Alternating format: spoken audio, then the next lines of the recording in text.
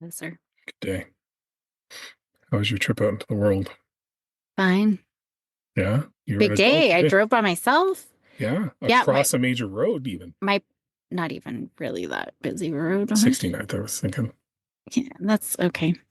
There's a traffic lights. Yeah, That's stop about sign and a it. couple traffic lights. That's about it. It's a lot to deal with. My parking pass was not in the car, Oh no, however. it's sitting on the ledge by the front door. Huh. Yeah. That's great. Did you get a ticket? No. Did you? No. Oh, good. Will it not come in the mail? Maybe. Who knows? Who knows? If it does, we'll just send it back to them and be like, no, thank you. Done that before. I know. And they're like, oh, sorry. I'm like, yeah, please don't do that again. And then I tell them that we forgot our parking pass. Because we have a parking pass. That's why. Yeah. I'm actually going to be at your office tomorrow. Yes, you are. I am. For Nerd Night. I am, yeah. Dungeons and Dragons. Pathfinder, yeah. Same diff. Yeah, I mean, fundamentally, philosophically, sure. I'm going to steal something from your office and you have to figure out what it is. I was working with a kid today. Oh, I meant to tell his mom. He's like, brah, brah, brah. But I just saw him like a week ago and he didn't. So he's just incorporated it into his vocabulary. But then he was also doing bro. I've made that mistake and have been reprimanded for it by my girls. But he's just catching up with the times. Hey, got to stay hip to the lingo. Yeah. That's how I live my lilife. And then I was trying to speak Spanish with him. He was amazing. I'm like, dude, will you be my Spanish tutor? He's like this 9-year-old little kid. Will you be my Spanish tutor? He's like, if you're not speaking Spanish, that's on you. But he was like fully like, because apparently he's not talking at school. Oh. But he was totally like. Just giving her? Yeah. And I'm like, well, I say yo, and he's like, Joe, because the Y is a J sound, right? I'm like, yo hablando español, pero yo muy lento. And he's like, you're slow? I'm like, see. And then he corrected the whole sentence. When are you going to Spain? Who knows? You'll be ready, though. I'll be ready. More ready than me. Or Mexico. If I ever met me. This one place in the world I've never been. I've been around the world. I've never been to Mexico. Yeah. I don't know if we'll go in the next little bit, though. Tough to get out of Mexico lately. Oh, really? Yeah, there's been several times where the airlines have just abandoned people coming back to Canada. Huh. Well, Maya's best friend just went. See, I thought I was the person with all the crazy stories. Everything bad happened. Like I've been bit by monkeys and taken to the hospital. But yeah, Katie is right up there, man. Katie just went to Mexico. First day there. And she's bit by an iguana. Yeah. I'm amazed she made it given some of the other travel stories. That's true. She doesn't navigate connecting flights that well. Yeah, she's the girl who misses flights yeah. She does it, though. She makes it eventually. She does. It's always about the adventure. So, today's topic. We touched on it from time to time, but I want to brainstorm some ideas with you about recent challenges we've had in the follow-through area. So, for example, we have a child unnamed that is at the age where she can go get her learners. Mm-hmm. And I know our general theory is you can't force kids to do anything they don't want to do. And that's typically how we take it. But I want to discuss how do we try and approach it to get them to get there on their own? Because one of the other examples was we had a similar conversation with another child, same child. And it was around art. And she was looking at pictures of her sister and how good her sister was. And you were trying to explain to her that how long it took for Maya to get to that point. And she was at the same level and and it turned into an argument like it usually does. You always compare me. I'm like, what the frick? You were the one comparing yourself. Totally. But then what did she spend all the next day doing? Painting. And drawing. And coming and taking my drawing supplies. And she spent probably 8 hours doing it. So what was the difference between that And how, I guess there's a few things. So how do you try and set it up so that a kid that's typically averse to doing something might be receptive to it, right? How do you get them to get over any fear challenges that I think sometimes play into it, or fear failure or whatever? And then what can we as parents do to try and move it forward? Because the other one as well tends to push back on certain things when we give advice and the advice is just soundly ignored. So how do we try and approach that? Well, that was the first thing. You don't give advice unless the words come out of their mouth saying, Dad, I need advice. You just don't give it. See, but when I hear, hey, dad, it's implied. Like, hey, dad, I'm like, advice. And I'm ready to go. Like, I'm locked in. And that's the problem. I'm kidding. Yeah. Because they don't want to hear it. If anything, they say I'm mean. So, yeah. Yeah. So, I mean, leaving it open-ended, let me know what you need help with, or if you need help with something. Like, yeah, that sucks, validate, and then leaving it open-ended. I wonder with the learners, I almost feel like we book an appointment. Because we but just she's already stated that we did that on the first one and it made her scared. No, the first one we just said, let's go. Oh, I think Like that's true. literally, You did just pick up. we just showed up. Yeah, because I was going by the registries anyway. I'm like, just let's go. Let's come along. She did a test in the car, got 28 out of 30, felt confident. But then she panicked and she started talking herself out. Like she was so anxious. She was pale. I literally thought she was going to pass out. She was so pale. So maybe let's stop there for a second. That's a different conversation altogether, but how do you help kids that get that anxious around tests? Well, prep is the first thing. Like the very first thing is they have to prep. She was not prepped. And it was right out in the open. Everybody could see. And every time she'd get something wrong, the whole screen lights up red. So everybody in the waiting room, if they were looking in that direction, could see, right? So we shouldn't take her back there. We should go to a different place.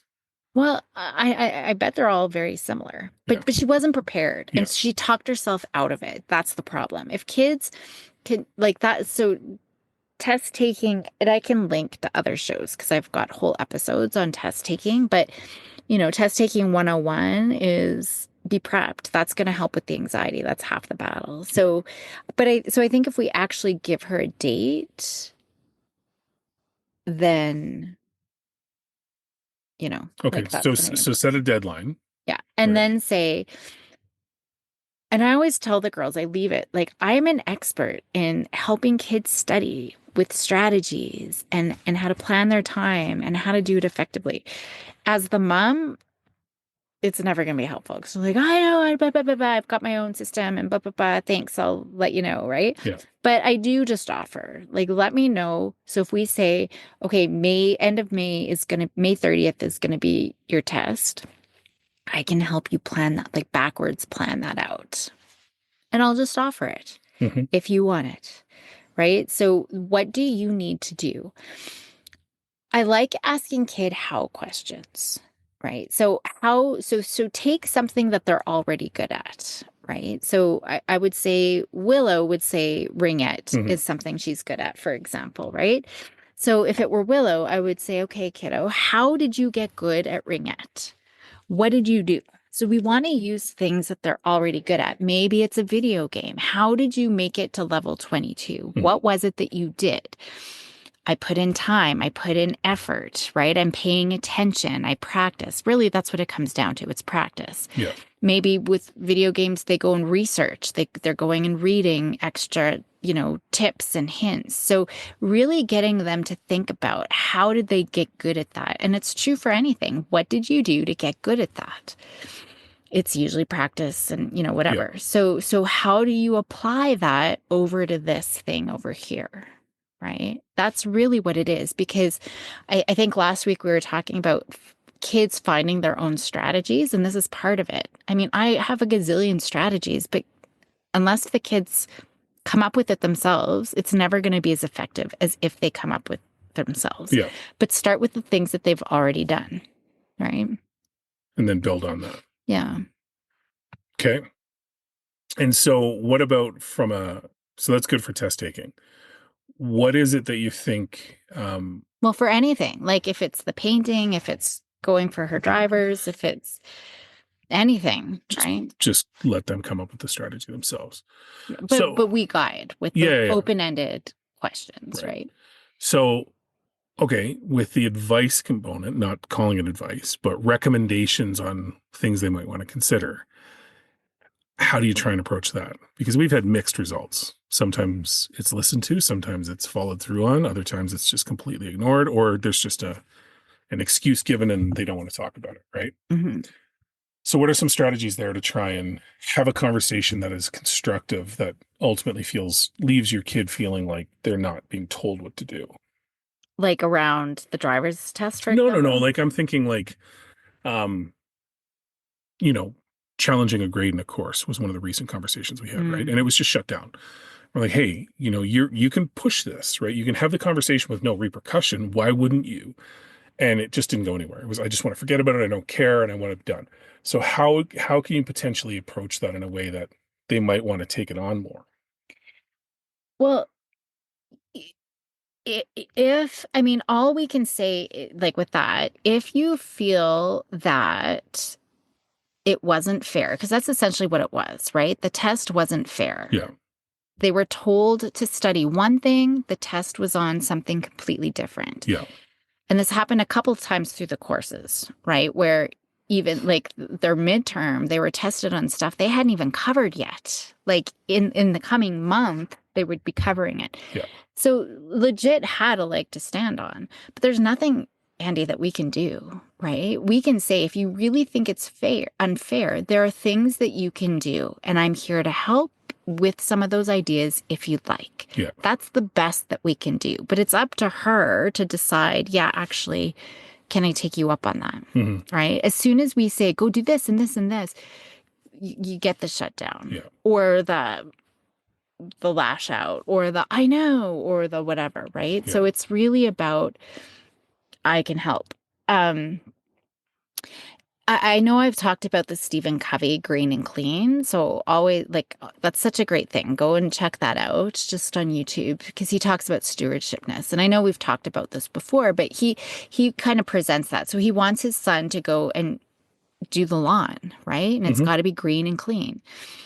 And he shows what green and clean looks like and then what their lawn looks like. So he's showing, what the expectation is. And hmm, he's like, I don't care how you get it like this green, I've got ideas about how to do it, but you can do whatever you want, right? And then if the kid says, oh, well, what are your ideas? Well, if it was me, I'd probably put on a sprinkler, yeah, right? First thing in the morning. But I'm sure there's a million other things. You can think of them, right? You could spit on it all day long if you want. I don't care how it's done. And that's the thing. We need to, as parents, drop how it's done. And I know we've talked about that too. I always think of Mr. Mom, yeah, right? When he leaves his executive job to come home to be the parent for the first time. He doesn't know what he's doing. Like he puts socks in the microwave to dry them. He makes a grilled cheese with a iron. hmm, He staples the blanket together. Not how mom would do it. And if mom were there, she probably would be correcting the dad all the time.